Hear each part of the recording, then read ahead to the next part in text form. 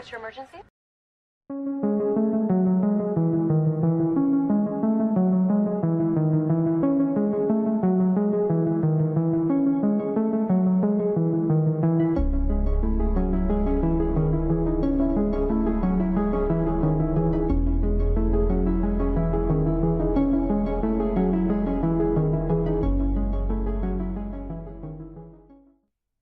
Hola amigos, espero que estén todos súper bien.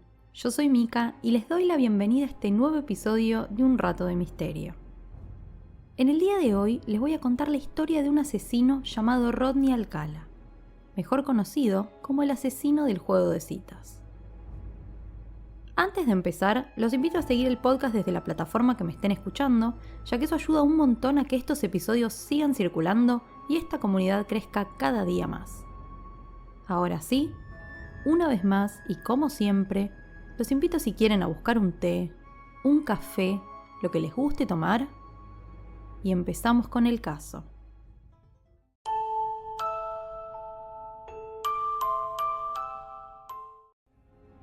Habrán notado que en general no les cuento tantas historias de asesinos en este podcast.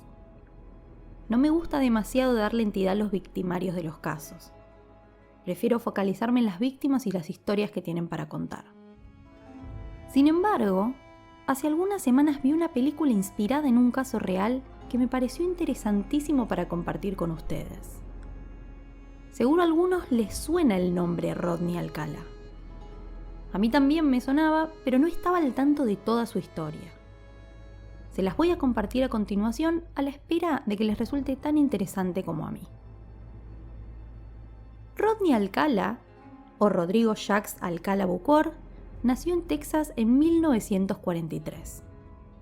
De su infancia se sabe poco y nada, pero como dato relevante les puedo contar que cuando Rodney tenía 11 años, su papá lo abandonó a él, a sus hermanos y a su madre. Y ahí es cuando la familia se muda de Texas a Los Ángeles. Casi llegando a la mayoría de edad, Rodney se alista en el ejército, pero para trabajar como administrativo en la base de Fort Bragg. Unos años después de su ingreso, esta base se convierte en el escenario de un crimen de odio. Un grupo de soldados homofóbicos asesinó a uno de los trabajadores del lugar a golpes. Poco tiempo después, Rodney se escapa del ejército y vuelve a la casa de su madre. Pero lo vuelven a buscar para que regrese. Sin embargo, su regreso duró bastante poco, y a raíz de los resultados de unos exámenes psiquiátricos lo dieron de baja por completo. Esto que les acabo de contar fue en 1964. 4 años después, Rodney dio inicio a su siniestra racha de crímenes. En aquel momento tenía 25 años y vivía en un departamento chiquitito de Hollywood. Un día, mientras merodeaba las calles, se encontró con Tali Shapiro, una niña que tan solo tenía 8 años. Rodney se le acercó, la metió por la fuerza en el baúl del auto y huyó con ella. Su intención era clara: abusar sexualmente de la niña y luego asesinarla. Y lo hubiera logrado de no ser por un testigo que lo vio metiéndole en el baúl y dio aviso a la policía. Tali fue encontrada con vida a las pocas horas, abusada y golpeada fuertemente.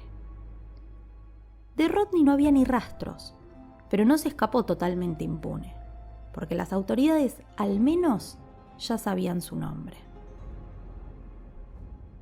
A raíz de este crimen, Rodney empieza a vivir bajo un seudónimo, John Berger. De hecho, hasta se inscribe en la Universidad de Nueva York para estudiar cine bajo este seudónimo. Llegó a ser alumno de Roman Polanski. Fue justamente esta nueva carrera la que le abrió las puertas a un nuevo trabajo, y a principios del 71 empezó a trabajar como encargado en un campamento de arte. Ese mismo año cometió su segundo crimen cuando abusó y asesinó a una azafata de 23 años llamada Cornelia Crelli. Nadie lo relacionó con ese caso hasta décadas más tarde, pero igual las cosas no le salieron como esperaba. Porque 3 años después del caso de Tali Shapiro, la justicia lo condenó a 17 meses de cárcel por agresión. No era una condena del todo justa, pero como los padres de la víctima no testificaron, los cargos de violación y secuestro no pudieron probarse. Así es como Rodney entra a la cárcel y sale para 1974, cuando le garantizaron libertad condicional. Pero déjenme decirles que le duró poco, porque luego de intentar abusar a otra chica menor de edad, vuelve a caer preso por otros 2 años.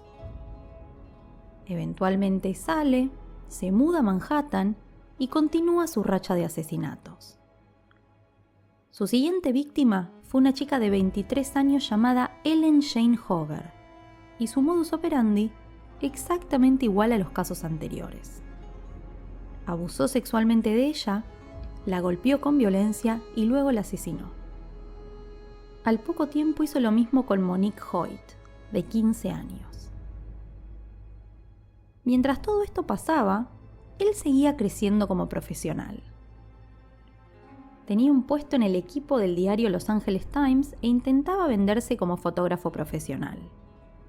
A sus compañeros de trabajo les mostraba orgulloso las fotos que hacía, supuestamente, con modelos. Modelos que aparecían desnudas y muchas veces en medio de actos sexuales.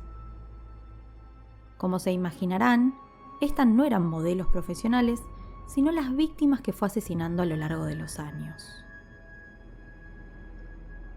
Eventualmente, Rodney llamó la atención de la policía, y un día se presentaron en su trabajo para hacerle algunas preguntas en relación a un par de casos. Sin embargo, el asesino logró sortear las sospechas y siguió su vida como si nada pasara. Les conté que la historia de Rodney Alcala me había parecido curiosa, y no es particularmente por los aberrantes crímenes que cometió, sino por un pequeño detalle que terminó por definir este caso. Y es que, en medio de su racha de asesinatos, se le ocurrió inscribirse a un programa de citas muy popular de aquel entonces llamado The Dating Time. En este show, un par de chicos competían para ganar una cita con una mujer, pero no podían verse hasta el final del programa. Cuestión que Rodney conquista a la candidata de ese día, que se llamaba Cherry Bradshaw, y fue quien termina ganando la cita. Apenas se vieron y cruzaron un par de palabras, Cherry tuvo un mal presentimiento sobre Rodney y terminó rechazando la salida, algo que lo enfureció por completo. Por fortuna, y quizás por su intuición, Cherry se salvó de Rodney, pero él igual siguió matando. Y déjenme decirles que su siguiente víctima fue clave para finalmente llevarlo ante la justicia. Les estoy hablando de Robin Samsoe, una nena de 12 años. Robin estaba en la playa con sus amigos, Rodney se le acercó, le propuso hacerle una sesión de fotos y se la llevó. La encontraron sin vida 2 semanas más tarde. Él pensó que se saldría con la suya, como pasaba siempre, pero por fortuna, los amigos de la víctima se acordaban de su cara a la perfección, lo que se tradujo en un identikit tan fiel a la realidad que lo reconocieron de inmediato. Quien dio su nombre a la policía fue justamente un oficial que había tratado con Rodney en la cárcel. A partir de esa punta allanaron la casa de su madre y todos los lugares por los que Rodney había pasado y encontraron los aritos que llevaba Robin el día que fue asesinada. Con eso ya tenían pruebas para llevarlo ante la justicia, pero no para condenarlo. Sin embargo, su ADN presente en otros 4 crímenes aportó lo que faltaba. Eran 4 mujeres de entre 18 y 37 años. Hubo varias instancias judiciales por los crímenes de Rodney Alcala. En una de ellas, incluso, él mismo ofició como su defensa y negó absolutamente todas las acusaciones. Sin embargo, el correr de los años trajo el veredicto que las familias de sus víctimas tanto anhelaban. Para 2010, Alcala fue condenado a muerte por asesinar a 5 mujeres, Al finalizar el juicio, la policía se encargó de difundir algunas de las fotos que había sacado Rodney con los años, a la espera de que alguna familia pudiera reconocer a alguna víctima no identificada. No pudieron compartir todas las fotos porque la mayoría eran demasiado violentas. Sin embargo, lograron su objetivo y algunas familias se fueron acercando a las autoridades para denunciar sus casos. Por fuera de esta movida, con los años se lo fue vinculando a Rodney a otros casos viejos sin resolver gracias a algunos elementos que fueron encontrando en sus pertenencias, como los asesinatos de 2 chicas de 17 años, una de 19 y una de 28 que tuvieron lugar en 1977. La última de estas mujeres estaba esperando un bebé. Nunca se supo del todo cuál fue el número real de víctimas de Rodney Alcala. De hecho, él mismo hacía bromas al respecto, diciendo que había matado entre 2 y 100. Así como lo escuchan. Lo que sí puedo contarles para cerrar este episodio es el final de la historia. A pesar de ser condenado a la silla eléctrica en 2010, Rodney Alcala falleció por causas naturales antes de tener la fecha para su ejecución, el 24 de julio de 2001 a la edad de 77 años.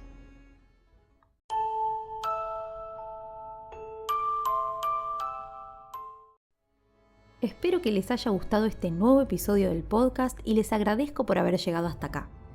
Si quieren, pueden apoyar esta producción desde cafecito.app/Un Rato de Misterio y también suscribiéndose, dando like o compartiendo su episodio preferido con otras personas. Queridos amigos, eso ha sido todo por hoy. Les mando un beso grande y los despido.